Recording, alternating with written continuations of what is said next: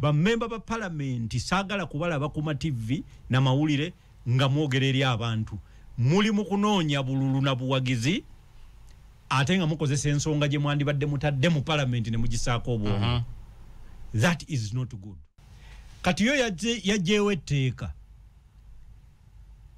mu nsonga y'okuwozesa ba civilian ne yeekwasa engeri kooti gye yayogera ngegamba except in exceptional circumstances.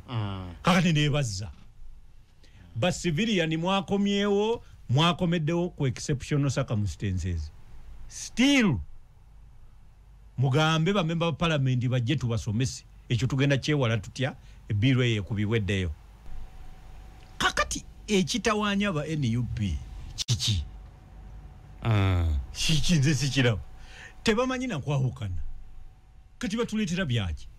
We baakolaganira baabitubuulira ebibakolaganya. Baatubuulirako lwaki bakolagana. Kati obutakolagana batubuulira byaki? Ebyo tebirina mugaso. That is not our problem. Problem yaffe keep quiet tunoonye engeri gye tujjako gavumenti. Tebutubuzaabuza.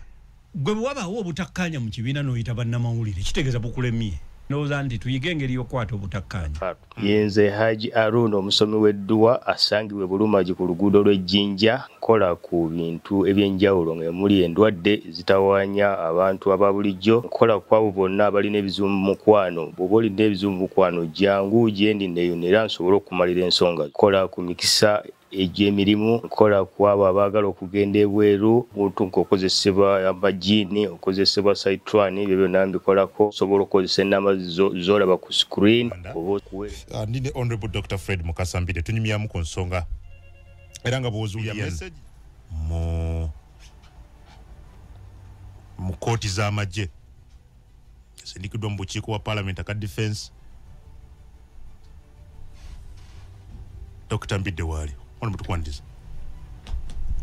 Nange muganda wange Kungu sanyuse nnyo okusanga n'abatuuliriza nga bulijjo nze njagala nnyo okwebaza Katonda ate ne bannyini mukutu guno okulaba nga bagututeerangawo okusomesa ne bannaffe naffe okuyigirako. N'olwekyo mwebazibwa mwami Kungu namwe abaguddukanya mwebala omulimu gwe tukolera eggwanga lino. Wetuli gy'owulidde wiki namba n'ekitundu ndowooza. Tubaddeyo tutambula ensi yaffe nga bw'ogimanyi yo tekyukako. Waliwo omusajja omu yagamba nti the more we change the more things remain the same. Kakati ye Uganda. The more we change the more things remain the same. Honorable Dr. Fred Mukasambire gwe tuli naye twogere mu parliament buli kawaayo kamenye etteeka ki era lwaki tekalina kuyita through debate. Ba member ba parliament saagala kubalaba ku TV na mawulire nga mwogera eri abantu muli mu kunoonya bululu na buwagizi ate nga mukozesa ensonga gye mwandibadde mutadde mu parliament ne mugisaako obwongo. That is not good. So n'olwekyo saagala era abatuuliza njagala tutandike ndoza n'obba kuba mob justice. Ba member ba parliament ene ya Uganda. Okubawulira ku maleediyo nga bazze kunnyonnyola ffe mubagambe muddeyo mangu mu parliament mwogere mumalirize ensonga y'etteeka. Abamu no boogera bwogezi naye tebamanyi gavumenti yakoze obukodyo mwami Kungu. Omanyi etteeka lino libadde ne regulations zaalyo. Kati yo yajeewo etteeka mu nsonga y'okuwozesa ba civilian ne yeekwasa engeri kooti gye yayogera ngegamba except in exceptional circumstances. Kakati neebazza ba civilian mwakomeddewo ku exceptional circumstances. Still mugambe ba member ba parliament bajje tubasomese ekyo tugenda kyewala tutya ebbiiro eyo ekubibweddeyo. Kuba kakati tulina kyakola badduka ate waliwo abaleekaanyi bayiza n'okuba meeting kati ku byalo ewaabwe abantu bannansi bootawaanya kati bakusindika oteese ate okomyewo okuteeseza mu bbo genda mu parliament oteese. But they said they don't have the numbers. Ate numbers ezogera abantu mwenna mubeera ku muzindalo lunaku akaseera ke bawulizibwa opposition ebirowoozo byabwe biyinza obutawebwankizo because parliament works on numerical strength. Ekyo tukimanya kubanga njagala okutegeeza mwami Kungu si kituufu nti ababaka 5 boogera olunaku lumu, so enamba si yeekola. Bwe babanga buli mubaka bamuwadde eddakiika 5 kakati mu ssaawa 2 mulimu eddakiika mmeka? 10 mwaga gabiza mu 5. Kitegeeza ababaka 20 bokka be balina okwogera mu debate. So temutulimba nti ababiri tebawera. Ne bw'ogatta UPC ne DP osoofuna 2 ne FDC ina 2 NUP naye ina 2. So ekyennamba si kyekikulu ku kudebatinga n'okuteeka ebintu ku Hansard. Omugaso gw'okuteeka ebintu ku Hansard kituyamba ne tuba tuddayo mu kooti okubikozesa. Naye bali ku radio ne TV. Chovola batebafaayo na kunoonyereza biki bye balina kwogera kuba bamanyi mu parliament tebajja kwogera. Yes, doctor. Otubulidde side ya government, but what about side yammwe? Ekisookera ddala ffe tulowooza nti government teyatudde mukisa kukola kooti ze yayita advisory orders. Kooti kyeyayogera kyeyawa amagezi government kyeyandikoze. Kooti yo yagamba nti singa kibadde kisoboka government eno yandifudde General Court Martial nga Court Martial Division of the High Court. Tinga bwe tulaba Criminal Division, Family Division, International Crimes Court Division, neno yandibadde General Court Martial Division of the High Court. Nga amateeka agateekawo obula ekitongole ekyo geego genyini agateekawo amakooti. Kubanga yemu ku nsala musango ze gwatunulako nti eno kooti ebeere ng'eteekeddwawo wansi wa ssemateeka wa Uganda. Nga bwe tulina Family Division? Nga bwe tulina Family Division, bwe tulina Anti-Corruption Division, nga bwe tulina International Crimes Division, tulina Civil, bwe twandibadde ne General oba Court Martial Division. Kati nga n'obulamuzi nabwo bwennyini buteekebwawo mu nkola ey'abantu abali qualified. So ekyo government yakizimudde teyakikoze. Naye yo kye yakoze ate kuddira nti kale abalamuzi ba kooti eno babeere nga bali ku level ya judge of the High Court. Nti era nga High Command ye balonda naye with the consultation with the Judicial Service Commission. Era ne bagamba nti appeals ezivaawo zigende mu Court of Appeal. Kakati bayina engeri gye baddidde. Ne baddira rules oba regulations ezibadde eza kooti eyo ze bafudde kati biiru. So abagenda okudibetinga biiru eyo mugyetegereze nga musinziira ku nsala ya kooti ne ku musango gwa Human Rights Initiative and others versus Attorney General ogwagamba nti tewali muntu akkirizibwa kukola tteeka nga ligenderedde okusazaamu ensala ya kooti kyeba yalagidde. So n'olwekyo okukomyawo ba civilian kigenderedde okutyoboola ensala eya kooti. Weewaawo ba civilian okubaleeta babagambye nti babaleeteddemu exceptional circumstances. One, exceptional circumstances zirina okuba described oba defined. Mu section 2 oba interpretation section eyatteeka eryo kakati kitegeeza musango kyo ogambye gwani? Foundation for Human Rights Initiative, Uganda Human Rights Network, and those are Uganda Human Rights Network and others versus Attorney General. Citation sijina mutwe. Naye nga gwe musango gwe balina okugoberera. Gwaleeta decision yeyo egamba nti ekyamazima gwe mwaka ki 20 decision yali etya? Decision ngegamba nti parliament tekkirizibwa kukola tteeka nga ligenderedde okusazaamu ensala ya kooti.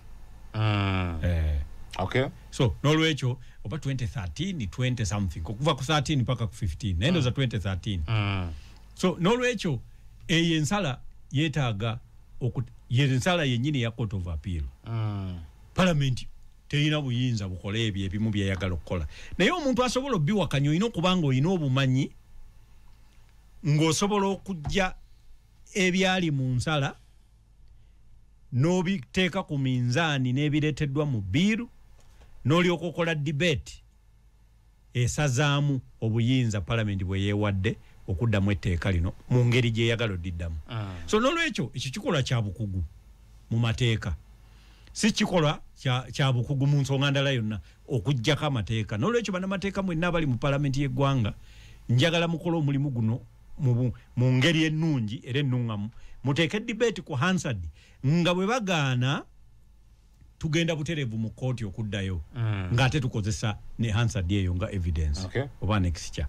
So n'olwekyo saagala mudde ku ma TV na radio read bagende basome judgment, basome authority eno ne authorities endala, ate bwe bamala batuuke basome biiru batunuulire schedule eyo close number 82 schedule eyo 7A ne 7B ezitaddewo military stores, zitaddewo ne kawunda suuti baziganye, zitaddewo kugamba nga bakusanga nabyo gwe bakuwozesa mu court martial. Njagala bagitunuulire nga batunulira n'akawaayiro namba 210 akawa parliament akasemateeka akawa parliament obuyinza obukola etteeka erifuga amagye. Ne bw'oyambala ebyuma wenna ng'olinga robot tosobola kufuuka munnamagye. Ekisoboka. Ne bw'ovuga tanka APC n'ogiyisa mu street wano, eyo si engeri gye bali kuluutinga munnamagye, n'olwekyo obeera tofuuse. Kitegeeza ne bw'okola omusango toyina kugenda mu disciplinary committee ey'amagye. Kuba toli munnamagye. Yes. Kubanga akawaayiro kali 210 okujjaho nga baagala kakyusa ko kaayogera ku discipline of the UPDF.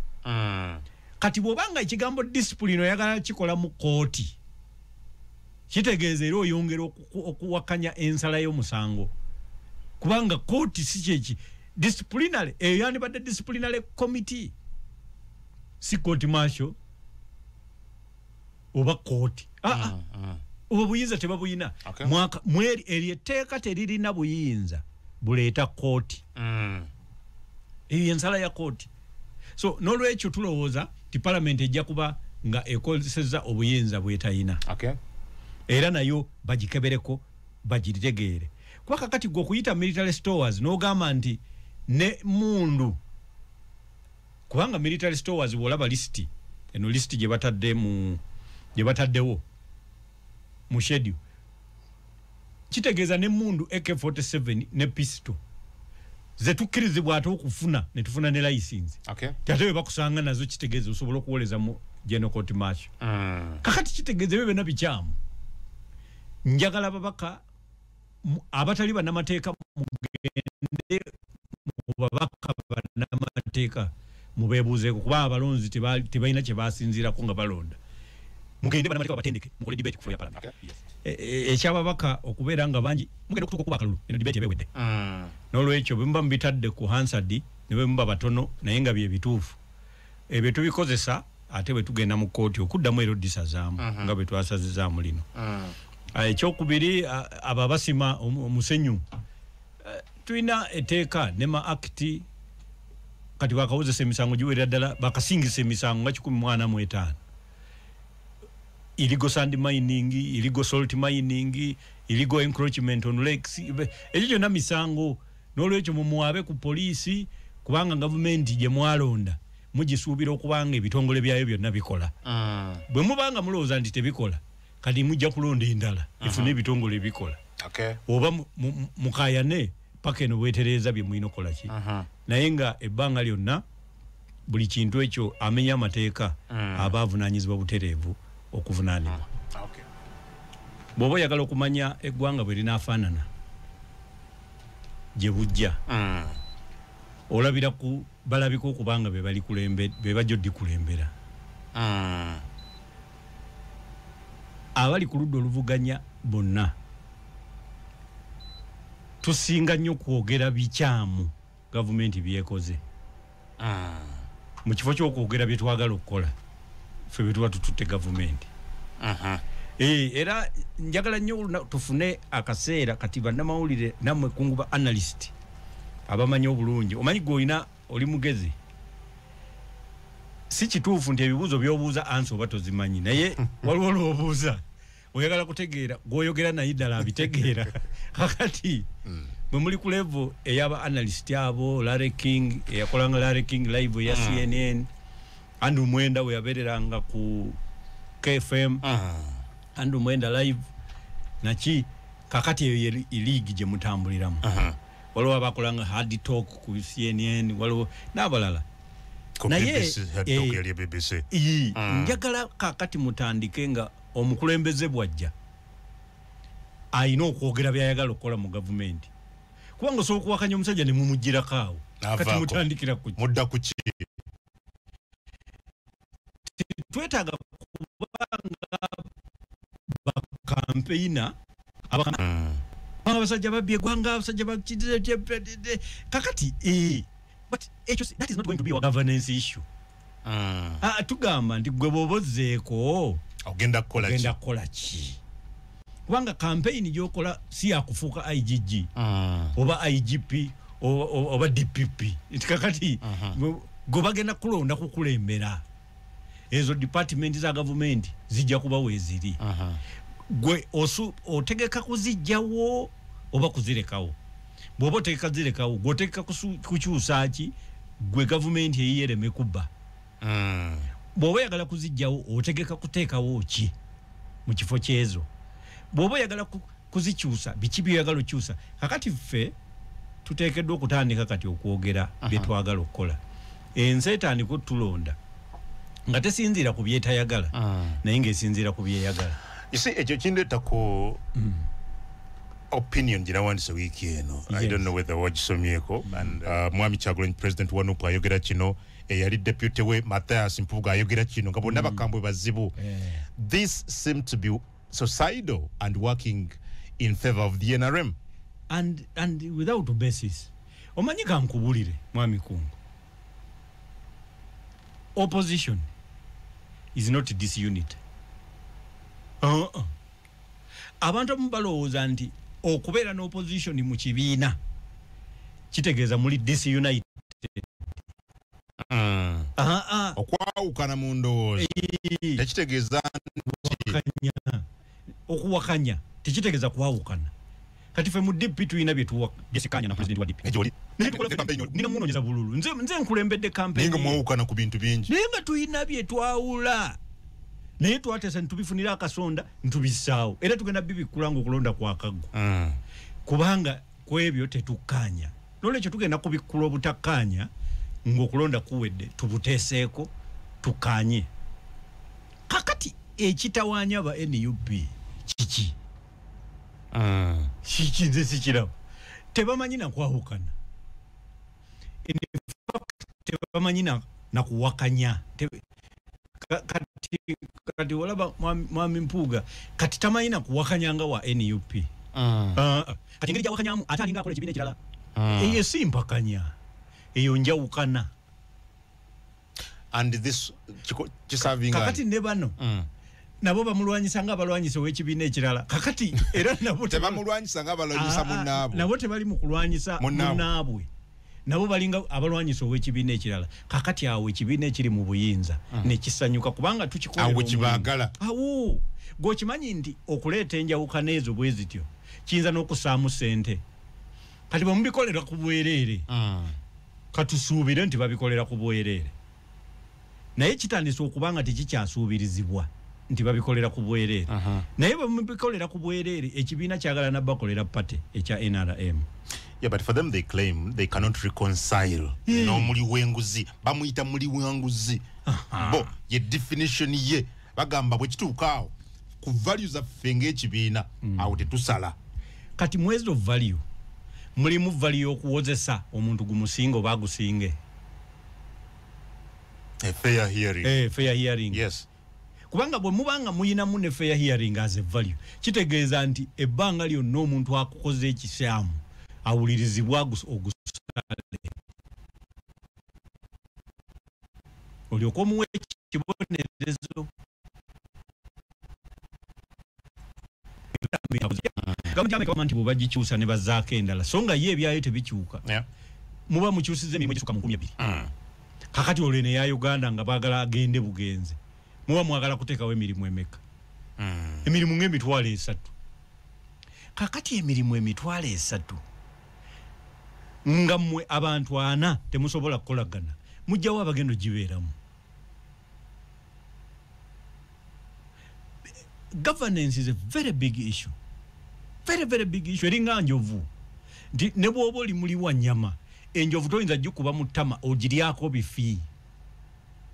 So wateekeddwa okubaawo enteekateeka esobozesa omuntu ng'otutte gavumenti okukola ne gw'otayagala kasita aba nga waakolera asobolawo. Kyetaagisa. Kubanga for example when Bobby Wine Bwavena claiming nti Sewanyana yagamba nti gwe watusiba then Mwami Mpuga naye n'abona nti kanibatwala mu kooti clearly kiba kiraga nti these differences are one, they are very serious but number 2 they are irreconcilable. Ate kakati olaba ebyo bagamba ne bano ne bavaayo ne bagamba Mpuga yatusiba n'oli n'amuyita ndi angoje ogero kikakase kakati kitegeeza basaza omusango nti President Museveni yetayina musango ojera bandi be bamukolera emirimu gye febanga yona badde tumanyi nti President Museveni ye yakola ki yabakwata kati batanso tulaga nti ekibiina kyabwe kyekwata so Bobi Wine yakola olwo ng'akakasa nti eyali deputy we ye yasiba bano kyexoneratinga Mwami Museveni talina musango era kati ndowooza ayinza n'ogenda mu bazungu n'agati bannaye mulaba kati ogwo baagumujja baali bampaayiriza baabano beekwata gwamaze dde okusinga Mpuuga kati President Museveni ye atambula nga malayika so n'olwekyo tuve mu bintu bazannyira mu butego bazannyira mu butego bwa NRM. Let me tell you omanyi mu ggwanga lino tuzannya ekimala nga nange sejjeemu kakati waliwo a critical divide between the intellectual community ne community eyabalala the non-intellectual, the proletariat ye ina full force kati kati tekyayagala kuwuliriza intellectual community etandise okuwummula katubaleke tulabe banaabikola naye kakati omuntu abonaabona ye muntu wa wansi atamanyi kigenda mu maaso. President Museveni ye kyeyakoze yalese Kampala nga mulimu abasibagana ono yasibula kakati ye ajja genda okuva eyo nga bamulangirira nti yasinze ng'era tuddamu okunyonyola lwaki yasinze. Kakati laba etteeka liri mu palamenti ate ababaka bali mu kusomesa abantu abataateese bali ku buli radio buli TV badduka kakati lugamba waliwo ebizibu nze byendaba nga kati ffe tubyereetera bwe mulemu okukolagana mu kibiina ekimu ekyo no kiggwa ne mulemu okukolagana n'ebibiina ebirala bwe muli ku ludda oluvuganya in fact ne mufuuka abalamuzi abasala oba ddala kino ekibiina ekiri ku ludda oluvuganya ddala kivuganya oba tekivuganya olw'okuba kirabika ng'ekitavuganya tetujja kukolagana nakyo naye nga jjukira kirowoozebwa nti obululu bwe mwafuna si bwe bwasinga obungi kitegeeza gw'obeera olina kwagala kunoonya bululu kugattako era nga mu bululu bw'oweetaaga buli eyalonda Museveni omwetaaga alonde ggwe kakati tulina obuzibu bw'abanga eyalonda Museveni oyagala alonde ggwe nga toyagala kwogera nawa NRM olwo baani abalonda Museveni era bw'obanga toyagala kukolagana nabo balonde ggwe kati obululu obunaasinga obungi ogenda bujjawa kakati tuli mu byakuzannya kyenakugamba nti kuba kugamba banno mutuulaawo nzija ngenze kubaleetera mazzi mu kiseero nabo ne batuulaawo bagalinde babaliko kikyamu so nsaasira nnyo abatuwuliriza ne public kubanga bambi kyemulinda si kyetuleeta nze nasalawo Mwami Kungu kwogera mazima. You are the alternative. We expect something better. Yes, kakati kuyiga kisooka tufune obutakkaanya ate twewalire ddala obwogera nga abantu basatu bawulira tutandike kubwogerera nga munda paka lwe tubutuuka ku kinyusi. Well, for the case of Honorable Mpuga bagamba bamuyita ne boogera naye ne beerema era kyandikomye eyo tekyali zeeno ate kati kino nayo ki kubanga gwe toyina poliisi tobitutte mu ayigigi tebakolangako report ne bagitwala ku police tebagendangako ne bakola statement ku CPS tebagendangako ne bagamba nti eno report ya NUPS wa IGG egamba nti mbuga yabba kati ffe mutugamba tumukoleki tumukube mob justice mumala budde ku bintu ebitalina makulu so nga tusobola okukola ebintu ebirina amakulu ne tugenda maaso nze bwendowooza nze siri mu kugamba nti yabba oba teyabba kubanga naye mwami Mpuuga tayinza kunnyonnyola lwaki awatali malwaliro beegabira miliyoni 5 ekyo nakyo si kyamagezi in fact bw'oba okebedde politics we naye yajjanga agamba nti abasibira mu bbwa abalyake abaki byeyalinga ayogerako si ye Mpuuga ono bw'asanga oli wa 2011 Honorable Mpuuga ono basobola okwekuba ekigo yajja akola ki yajja naye avumirira abalyake abegabanya abasibira mu bbwa parliament yamuwa ne banne ba commissioners kati be yali avumirira bo bagendanga mu banka ne bazimenya bonna wabaawo institution ebawadde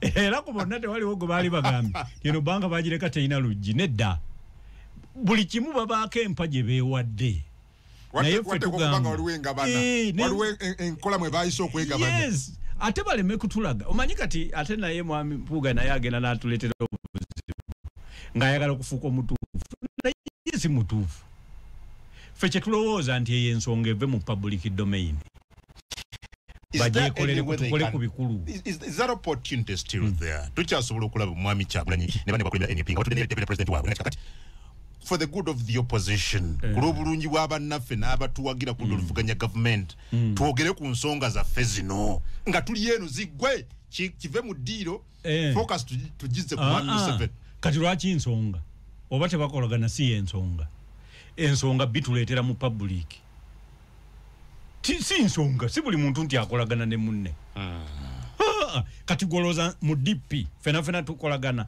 eriyo abantu nga siina simu ye naye talina yange ninga tuli mu DP muyinza n'okubanga muyombye ne honorable Mawe eyo gye mubadde naye tobireeta eno mu bantu kati batuleetera byaki we bakolaganira baabitubuulira ebibakolaganya batubuulirako lwaki bakolagana kati obutakolagana batubuulira byaki ebyo tebirina mugaso that is not our problem yaffe keep quiet tunoonye engeri gye tujjako gavumenti tebutubuzaabuza mwami Kungo kolagana kwa mwami Mpuuga ne Kyagulanyi si ensonga enkulu tebirina mugaso kubonna tekuliko ayina bantu mu kaseero bagenda kulonda tikuli twagala babisirikire yensonga enkulu babijje mu public domain basirike tebekubira masimu naye tunoonye enteekateeka y'okunoonya obuwagizi tujje ku gavumenti well njaga tumalize ku nsonga eyo so n'olwekyo njagala bannange abatuwuliriza mbalageko bwe tubanga ddala twagala kutwala buyinza omanyi bagamba nti however much you win your actions should be determined by the actions of your opponent ne bw'obanga mulimu ggwe olowooza nti oli muwanguzi wa kitalo ebikolwa byo fuba nnyo okulaba nga bisinziira ku bikolwa by'oyo gw'owakana naye obeera obuuza abikola atya bw'obanga era bw'oba ne bw'oba otegeka ttiimu ya mupiira bw'oba obalaani gwe muteeka ku 7-11 nanyatta obeera olina okubala 5 wabali oba okitegeera mulina amaanyi gaabwe galiwa obunafu bwabwe buliwa yes kakati President Museveni njagala nkuweeyo enjawukana nga 16 ze yakakolako ng'oggyeko enjawukana ey'amaanyi eya ddala nga yakatwala obukulembeze obutakkanya bwe bujja abukwata atya is it necessary for them to know it is very necessary gwe bwabaawo obutakkanya mu kibiina n'oyita bannamawulire kitegeeza bukulemye bannamawulire bo tebasala musango bo babikasuka mu bantu kakati abantu be bantu abalowooza nti bwe tubeera wano katugeze mwami Kungo oli wa NRM nze ndi wa DP bo balowooza bwe tuba ku leediyo wano nga tuwakanya ne bwe tufuluma tuba tetubuuzaganya era bosobola okumaliriza nga ku kyalo kuliko abalwanaganye musajja waffe yabadde omutuufu mutemwina kye mutugamba kakati omukulembeze weewala nnyo okusindika embeera eyo mu bantu abawagizi President Museveni waliwo ebikolebwa nga bikolebwa mu famire ye nga takkanya nabyo ne muvaamu omwana n'anoonya obululu naye nga tayagala abe ng'ayagala kubeera president akikola atya okumujja mu bululu ogenda okulaba amugjeeko ababadde babunoonya naye yennyini n'amuwummuza mu magye n'amuteeka mu magye agalimu lo andiki akalimu oda ya mukulu addemu okuba saluti ajeewo contradiction agijjeewo kakati ekyo ako kakodyo kamu olina okumanya nsobola kukola ntya President Museveni yalina obutakkaanya omujaasi yavaayo n'ayogera ku malediyo ag'amaanyi tumukunde Sejjusa ne boogera ebigambo biyitirivu nnyo David Pulukol n'asooka n'abakwata n'abassa mu koti maasho Sejjusa ye yadduka bana babiri n'abassa mu koti maasho kakati bw'abateeka mu koti maasho teyayitako bannamawulire kutunnyonnyola ye President Museveni kyakola akwata omuntu n'amussa mu koti maasho bwe kiba kyetaagisa okunnyonnyola abamuzaala ne ku kyalo gy'ava n'abayita n'abannyonnyola bwe yali agenda kusiba Dr. Besigye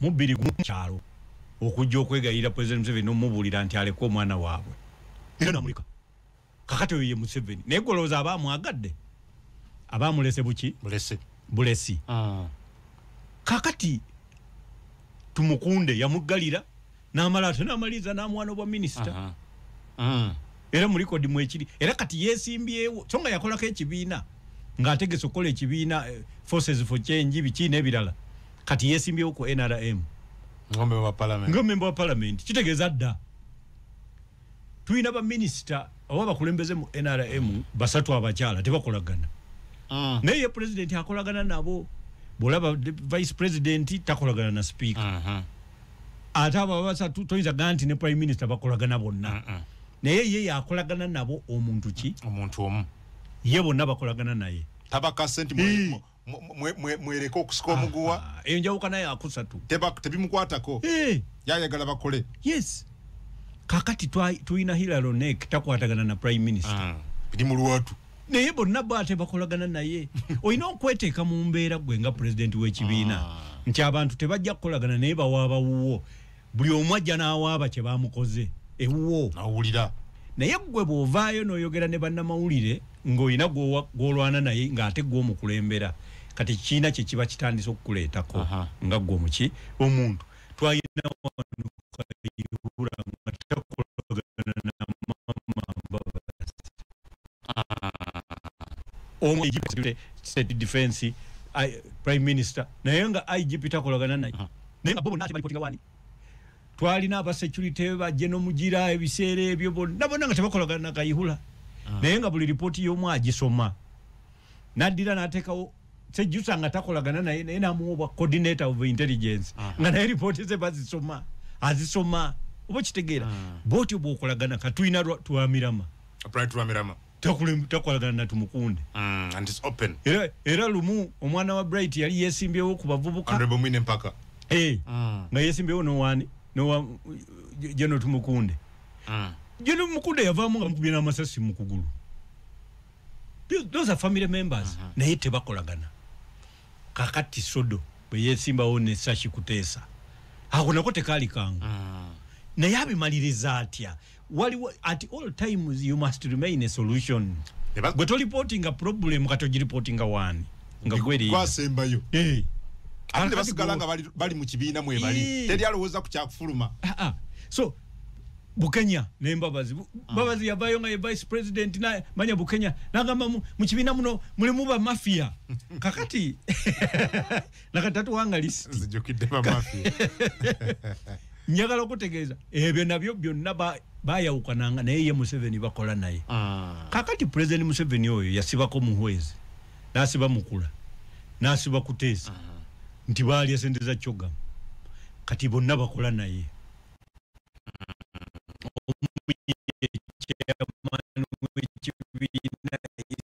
tani yafuba okulaba nga president bamukolako bulabe bonna jjukira nga yabasiba Kuteesa yemuko ali minister w'ensonga z'ebweru banga ddene n'atuuka okukowa naye nga yazimbye ne church gy'oli abalamu Museveni n'agendayo omugenya omukulu Twaina basajja wano walo Isaac Musumba yawukanako ne partner we bamitanga Bahati nena yendo zali ku level ba ya major maje bakola company bonna Isaac najiba oli namuwabira court zonna nzisala paka ku Supreme Court nga Isaac Musumba ye mutufu kati ono navayo nawabe wa president namugaba fena tuli banabo na yenze naleta sente zanga bweziti nono naleta bweziti netukola company bweti kati nze yajindi yako oli nayogera nagamba nti oyo namuwangula paka mu Supreme Court ye president yakola kimu ye yajayo mundu naga kakati gwe wono sente ze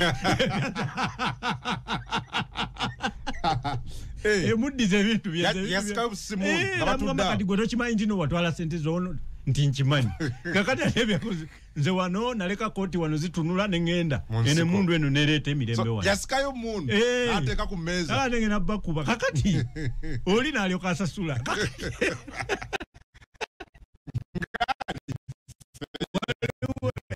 kati waliwo ebintu ng'olina okubaako n'engeri gy'okola ki gy'obimaliriza yakisajja kikulu kati bwe bayo butakanya bw'alina nga bali ku nkola ya ngeri NUP gy'emuvuganyizaamu bwe balangirira ebyava mu kulonda natunira president wa Uganda ng'ekyamazima tali legitimate nga tayala nga olaba alayidde naye tayala era koti yamala kugira bano ne bajjayo omusango ne alyoka afuna ka order ke nalyoka atambula na kewe ngena kagamba even the courts they even withdrew they saw they had no case kakati nga jazimba buzimbi legitimacy natandika okunoonya bani natandika kujjayo bantu abalooze bwanti ba artist n'abajjayo ba full figure n'abajjayo buli gwalooza nti yali akolerani Bobby Wine babajjo na babiteksi bona n'abajjo kakati nakolagana nabo ne olooza yali abagala tuwetaaga kwagala omuntu wetaaga kolagana naye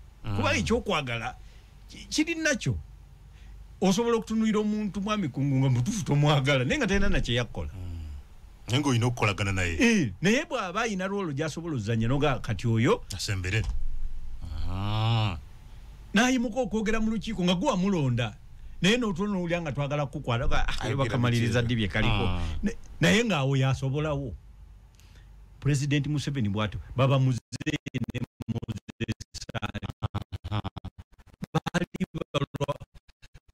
balwanyisa President Museveni mujja ku bukulembeze.